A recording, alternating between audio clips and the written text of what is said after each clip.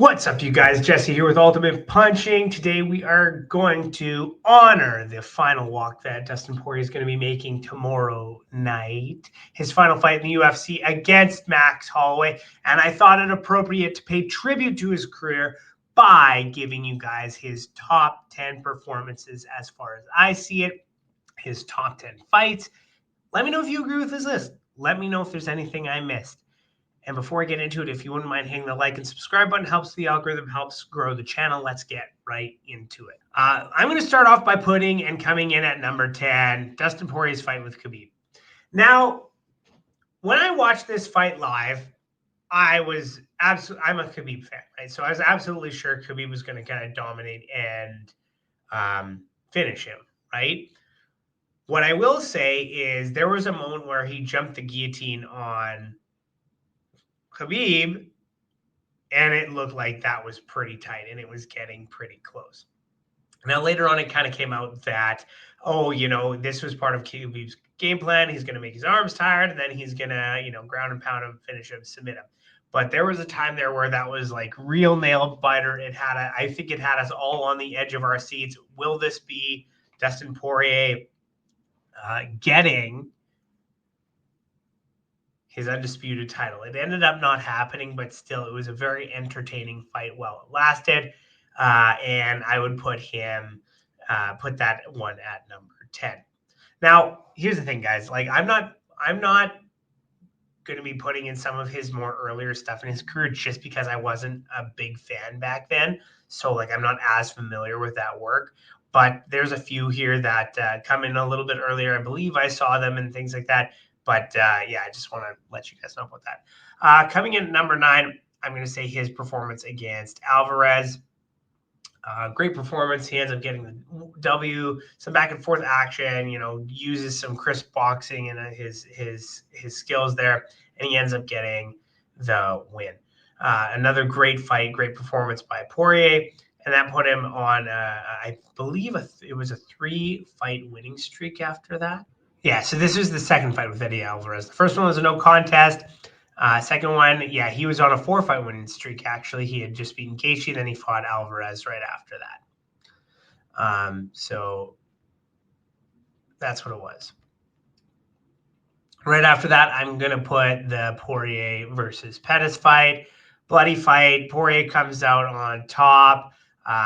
Leaves Pettis a bloody mess. And I think a lot of people thought Pettis was going to win that fight back then.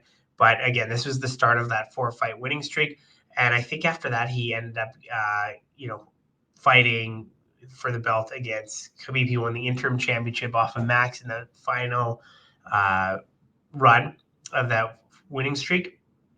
And so I'm putting that one at number 8. Coming in at number 7, I'm going to put his fight with Benoit Saint-Denis. Now, this fight was super action-packed.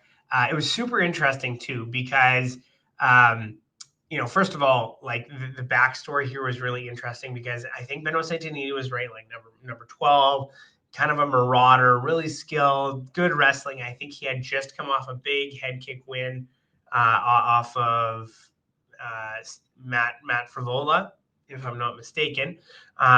So he was there's tons of hype behind him. I think he's on a 2 or 3 fight losing streak right now. But at the time, it looked like he was kind of dominating Poirier, right?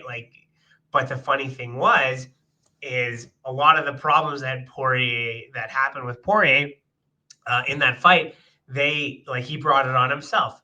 So I don't know if you remember this, but he's in the fight and he keeps jumping the guillotine on Saint-Denis. Saint-Denis gets out of it and kind of is keeping on top, ground and pound, all this other kind of stuff, right?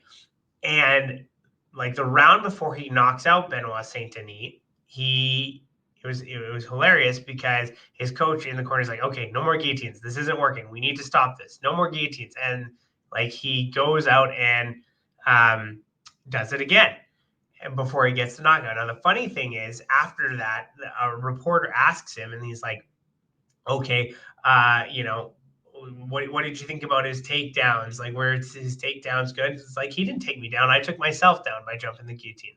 So yeah, it was kind of a funny situation there. Coming in at number 6, I'm going to put his fight with. Oh no, not that one. I'm going to put his fight with Makhachev at number 6. This is super action packed, although I would say it was a little bit one sided. Like maybe Poirier won a couple rounds. I don't really remember, but you know, you could clearly tell he knew this was his last crack at the title, and he did absolutely everything he could to come out on top. It's just one of those things that those guys from Dagestan are better. He ends up losing to submission. But there was a while there where, he was boxing and going toe-to-toe with Makhachev and stuffing the takedowns, and it was looking super competitive, right? So, great fight, exciting performance, and I'm putting that one at number 6. Coming in at number 5, I'm going to put his fight with Michael Chandler. Now, once again, this was super action-packed, lots of back and forth. Poirier ends up getting the submission.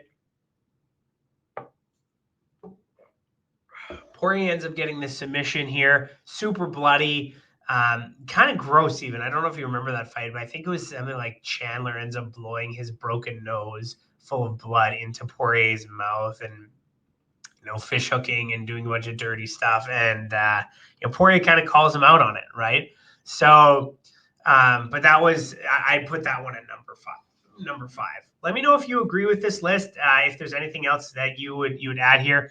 Coming in at number 4, Poirier Conor 2, where he ends up getting the KO over Conor McGregor. I think we're gonna have to do this.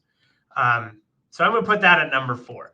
Lots of build up to that one. This was kind of where Conor was actually being nice. And they go in there, they compete. Conor had been out now since I think January of I want to say January of 2020. So it had been like a year and a half since they had gotten together, since he had fought. And prior to that, his last fight was with Khabib. This was an absolutely great performance by Poirier. He put Conor to sleep, and yeah, it was absolutely glorious. Coming in at number 3, sorry, we're going to be putting Max Holloway versus Poirier 2. And this is where he won the interim belt. This was at the tail end of that 4-fight winning streak right before he faced off against Khabib. Absolutely phenomenal performance by Poirier. Max was super hot then too. I believe he was on a huge winning streak as well. And this was just tons of back and forth action. And ultimately, Poirier ended up getting the better of the two of them. Coming in at number 2, Poirier Gaethje 1. I don't think we need to say too much about this. Absolutely action-packed. He ends up getting the finish over Gaethje. And of course, the last time they fought for the BMF, Gaethje ended up getting getting that win back. And so now they're one apiece. A lot of people wanted to see for the final fight the trilogy between these two, but we have Holloway versus Poirier for the final match.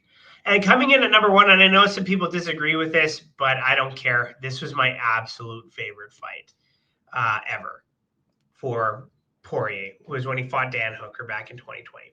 And the reason why this was so good, in my opinion, not only was it super action-packed, it was an absolute war among wars, but also I think because it was at the apex, right? So it's like you could hear absolutely everything, right?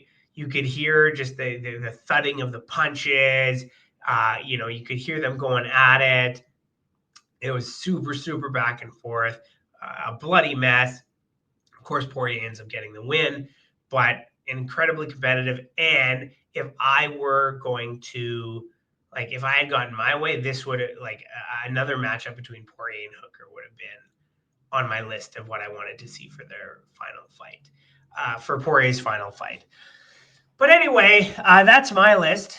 Let me know what you guys think and if you agree with it. And that is all from me, guys. If you like the video, please make sure you subscribe.